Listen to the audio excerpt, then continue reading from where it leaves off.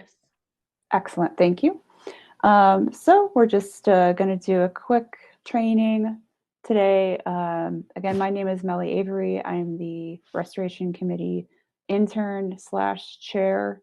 And we're going to talk about some postseason notes for the seed collection season, as well as demo of the project that I'm very excited to talk about. And as is tradition, new tradition, we're going to do a quick species profile for one of the target seed collection species. So this year, this is not all of the CNHP collections. This is what we were able to collect CoNPS both independently and as part of CNHP. So sometimes we would collect together, sometimes we were independent, but we were able to contribute this many seeds, and it's really wonderful that we were able to do so. I'm really proud of the work that we did, and I'm very hopeful about next year that we can make number go up even more. And part of the reason why we're doing this training for the seed scouting project is that in 2023, there were about 20,000 miles driven to scout and find proper seed populations. So we'd like to cut down on that number, make that number go down. And you can all help with that by going and finding this project and joining it. All of these slides, all of the links, etc., will be included in the follow-up email that goes out, as well as this recording. So don't feel like you have to write anything down or follow along too intently, because it will be sent to you. Okay, so this is like just the main project page. As of a few days ago, those numbers on the side have risen since then as people have joined. And as a reference, these are the target species. These are just included here so that people will be able to refer back to it. It's also on the project page, the About page, and the terms that are there when you join. So we'll just go through these really quickly. And there's also a carbon garden study, which is slightly different. They take the seeds and try and grow them out at different elevations, from different elevations, and see how they do. There's some overlap in terms of the species coverage, but they're all on the list. They're all on the project list. So there's two ways that you can contribute assistance with this effort. You can search. So we'll go through it basically seasonality wise. So it's winter now. Searching existing observations in iNaturalist is probably going to be what people are going to be focused on. And during the early spring, summer, when you're out and about on the national forests, on the national grasslands, that's when you're going to be most likely to make submitting your original observations your focus. And today I discovered that there is so for what we're going to be doing in the winter, there's a places of interest map feature in iNaturalist where you can search specific species by the landscape. So not all national forests are included in this, but there's 2 links that can get you started. And I've found that, you can actually just replace, Roosevelt with Arapaho or Pawnee with Comanche. And if it exists, it'll pop up. And here is an example of how I used this morning to search for this species, this target species, Penstemon albitus, on the Pawnee National Grassland. And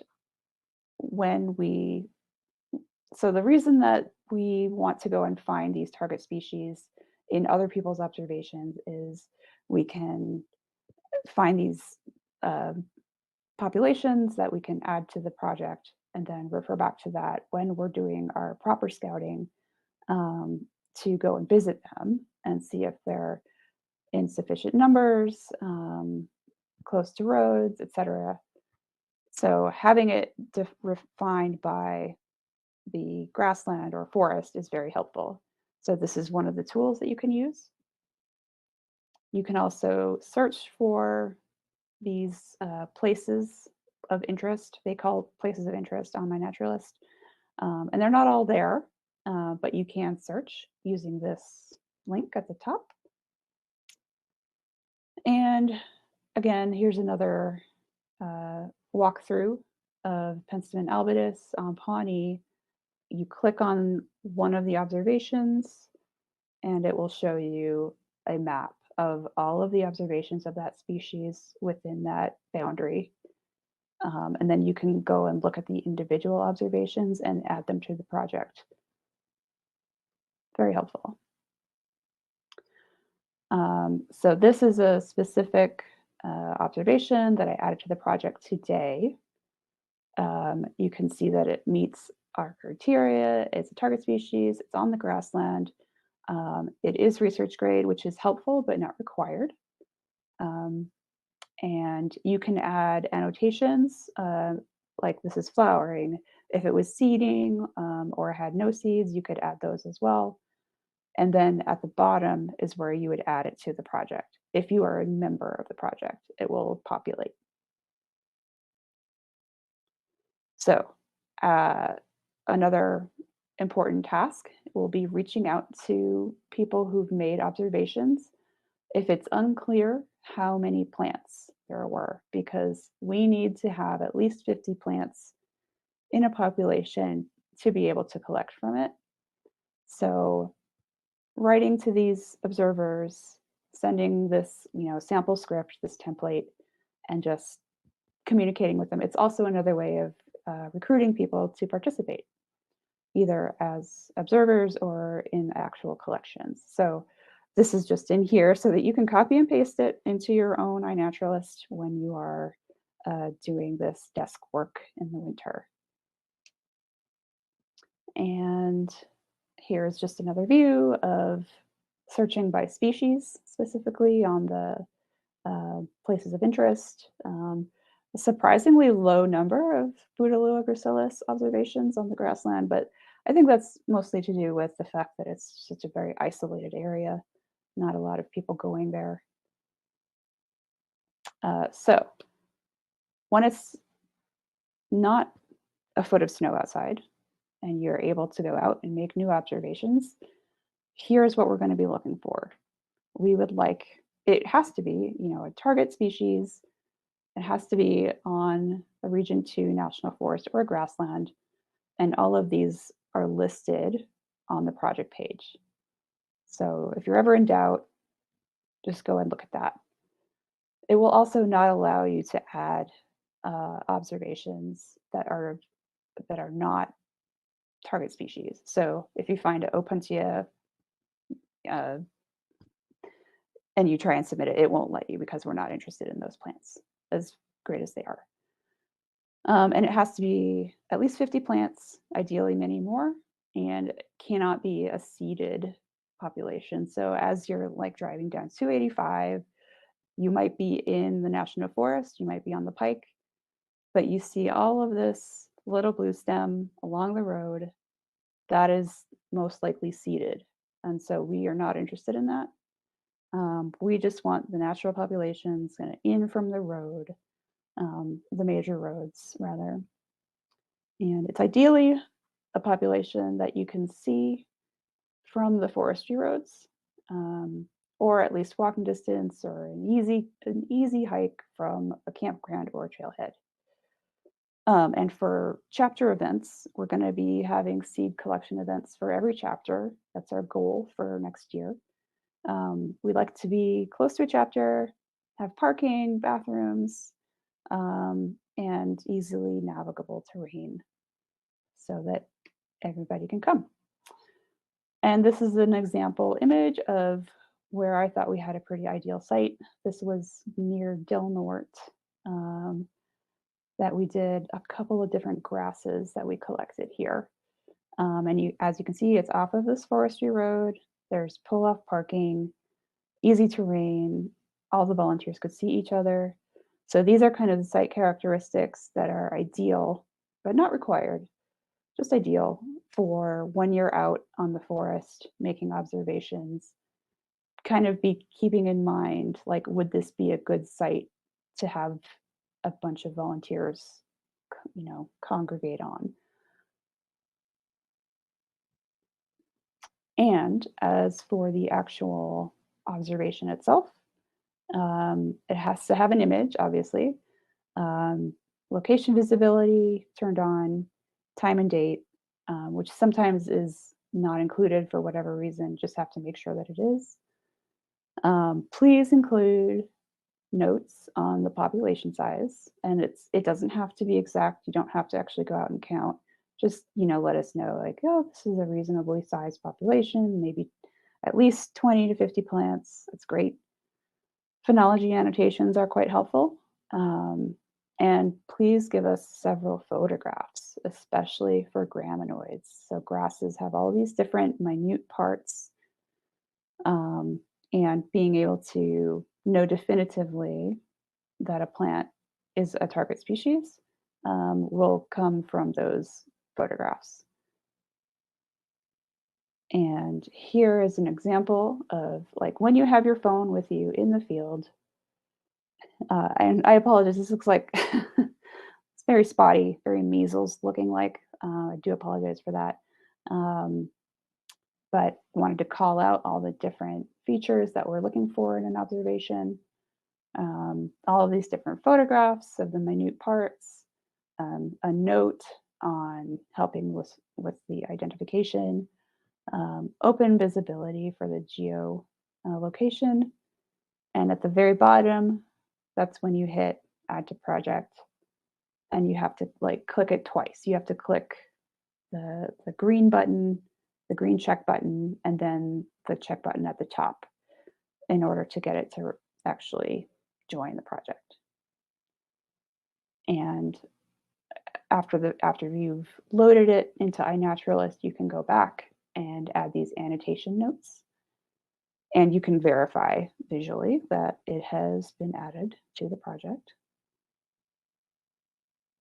And now we will do a very quick, well, actually, let me stop and pause for questions, because I know I did go through that rather quickly. Um, so if anyone has any questions about it, just please speak up.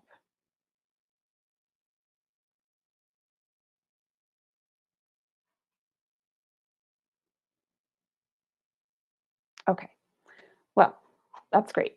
I explained it very well then, if no one had any questions. And this is, most people use iNaturalist, in this group of people, you're familiar with it. But if you have any questions and you feel too shy to ask them in this, you can always email me. And now we'll do a little species profile of one of the 50 plus species that we are looking for. We just collected this. This was at our last collection. Um, and so, it being one of the easier things to key, I wanted to feature it. Bouteloua gracilis, or Blue Grama, is a warm season perennial bunch grass, and it's extremely valuable as forage.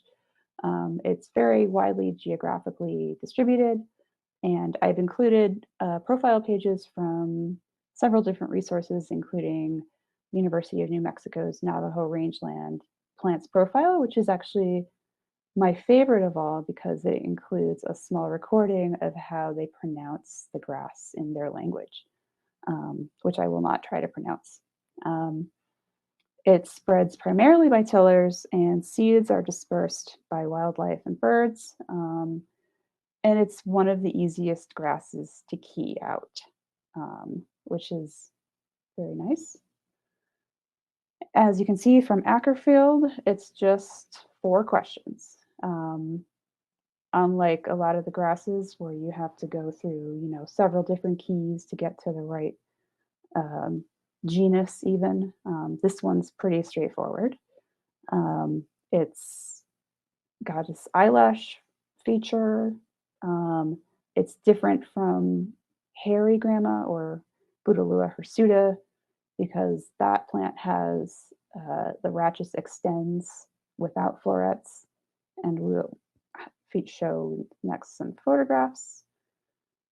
These were compiled by CNHP, and CNHP and CoNPS are putting together a, a field guide to have out in the field, obviously, um, for all the target species with images, a few keying pages, and lookalikes. So this is Bouteloua and all these different life stages. There's the bunch grass, there's the maturing seed, the flowers, those little green flowers, and the dispersal stage when it's curled up upon itself.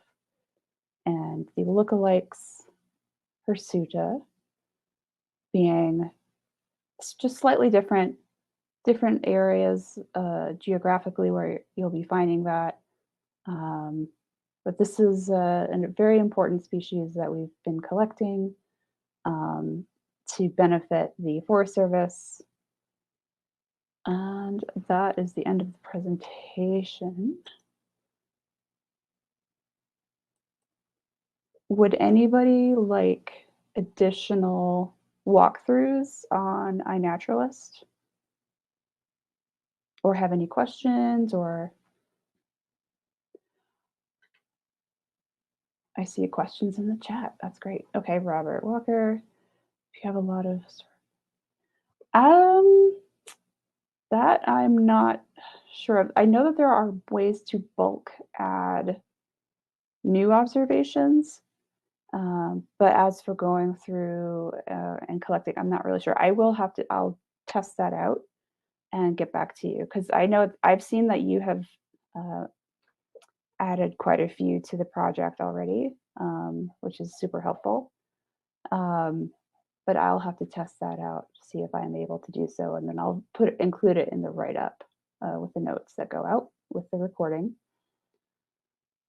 Um, is, uh, is Maggie here?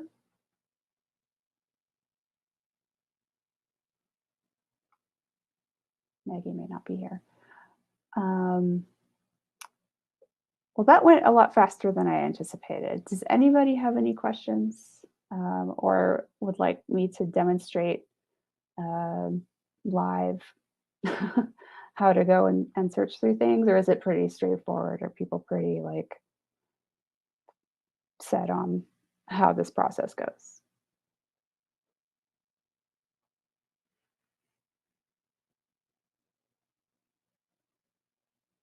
I'll add a little bit of context to why we're using iNaturalist.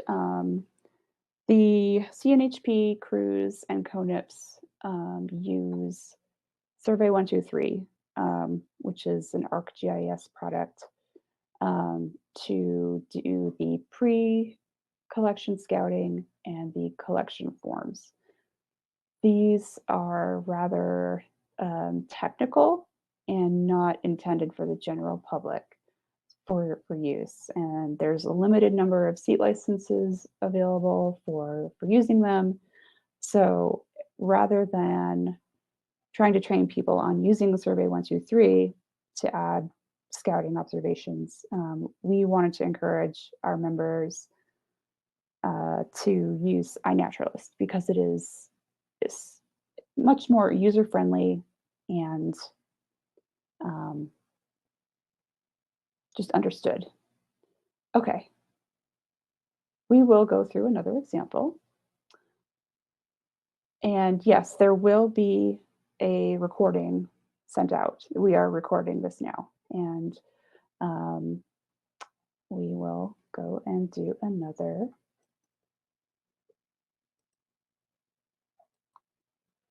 Please stand by. All right. So let's do.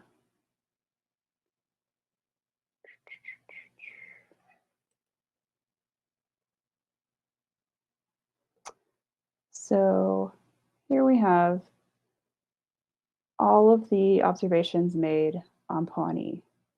If you're just coming from like the start of iNaturalist. Let's just go to the Explore page.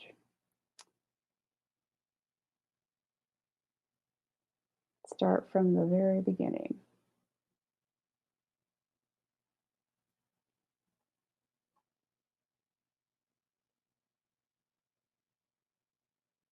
And it will default to where it detects that you're searching from.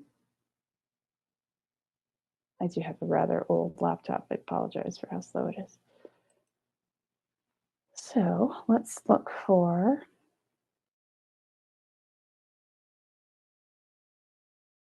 Henson Lorenz.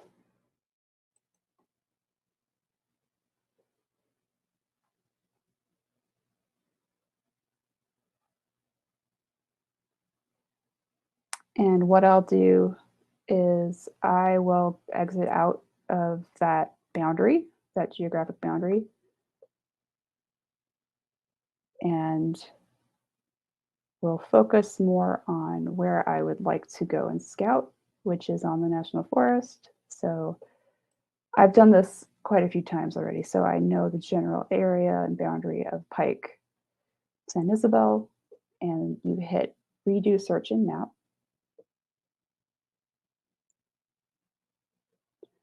And you can go through, it makes these kind of arbitrary boundaries, which you can actually adjust to meet your needs.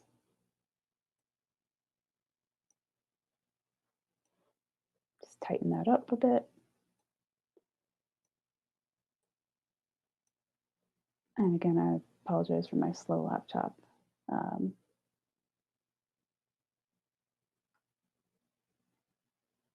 So this, I can recognize that icon. I know that's Maggie's observation. So I'll click on it.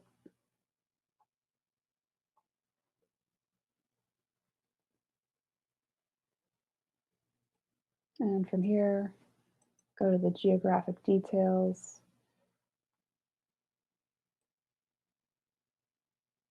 Hey, Melly. Just to interrupt for a sec, Yeah. I bet those are the 3 photos we take for our data. Mm-hmm. Just click on them and see what it is.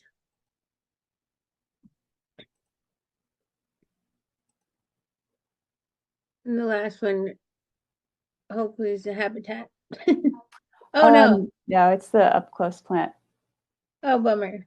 Yeah. Never mind. Yeah, that's a good point. For the data collection that we do right before a collection is we'll take 3 photographs. We'll take them at the landscape level, individual plant, and material collected, so the seeds. You don't have to include those because you'll probably be observing them without seeds present. And I agree, this is that plant. And annotations, I'm going to add fruits or seeds. And I can go to the project and select this because I'm a curator of the project or I'm a member. Any member should be able to have this populate. So as you can see, another project that I'm a member of populates just by virtue of the fact that I'm a member of it. It's not on a state park though, it's in the National Forest. And it's close to a campground. So you can also favorite it, add notes. You can add a comment, say how many plants were there. So these are all things you can do and help contribute to the project. We can go back and do another one from a different search strategy. And here's the, excuse me, Pike.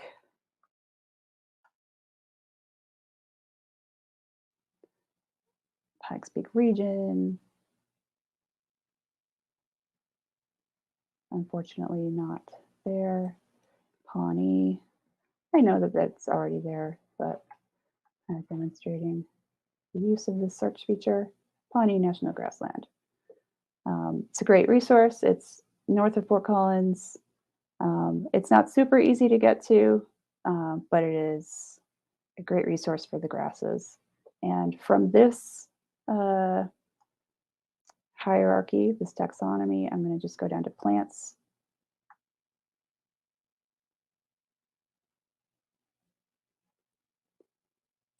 And I'll search for,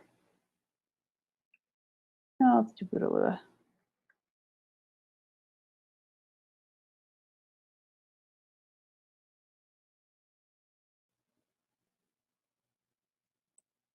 That's interesting.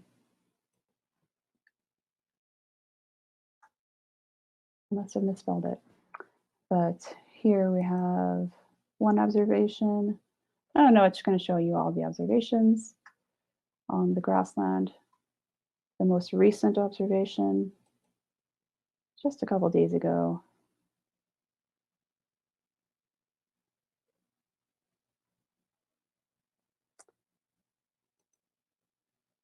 You can kind of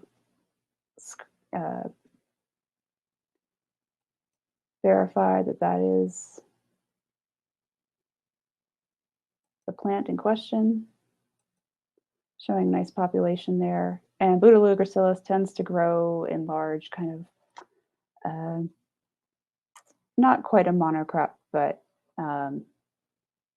quite large populations. So, and then we'll have a little look at how close it was to a road.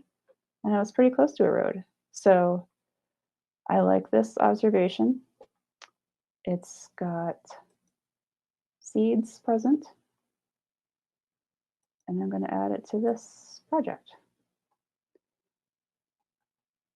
And that's that. It's fairly straightforward. Once you get the hang of it,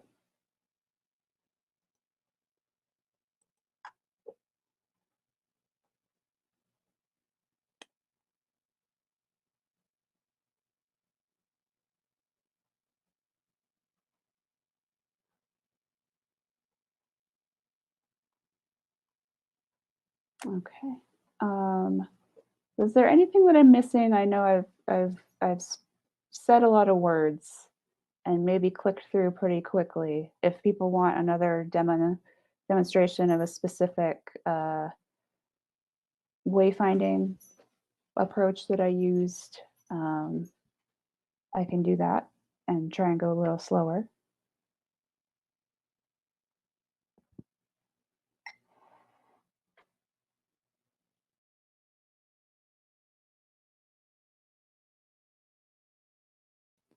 And yes, it will not let you contribute non-target species.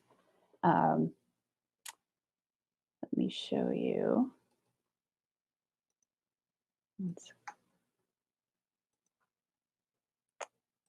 So going back to the project page,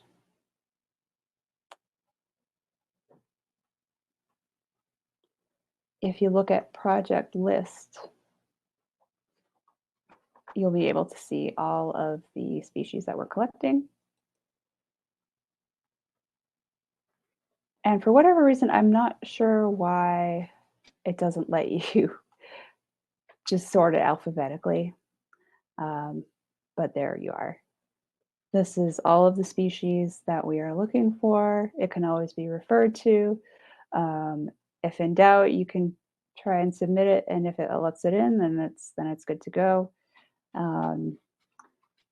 There are other ways to set up a project. This is the one that we found to be the most user-friendly for most users. Other project types will ask you, it will make you like enter certain information, but we didn't want to put that barrier to entry on people. So that's why we just ask you to include the population numbers in your new observations, and why we reach out to other people's observations to ask them if they happen to remember how big their population was or how many plants there were. So my use case for what you're going to be doing next spring and summer, if you're already out on the forest, you're already recreating out there, you think to yourself, oh, there's this iNaturalist project that my friend Millie was talking about. Here's a dotted gay feather, or here's Erigeron speciosus. Let me take a picture of that and I'll send it to her via this project. And then we can go back in the fall, see, what's setting seed, what's available, and that will help significantly, ideally, cut down on the miles that we travel to go and scout these populations, because Region 2 is enormous. It's 5 states. So it's no surprise why so many miles get used. But if we can cut down on that, that would be so helpful to both us and to CNHP. They're only going to be running one crew next year, and we're going to be trying to fill in the gaps with these volunteers. They had 2 crews last year and 1 crew next year. So whatever you're able to do, whether it's submitting 1 observation or 100, it's extremely helpful to us. And we appreciate your time and attention today. And Maggie, if you'd like to add any other color commentary about the project, or how fun it is to go and collect seeds, this would be a great opportunity to do that.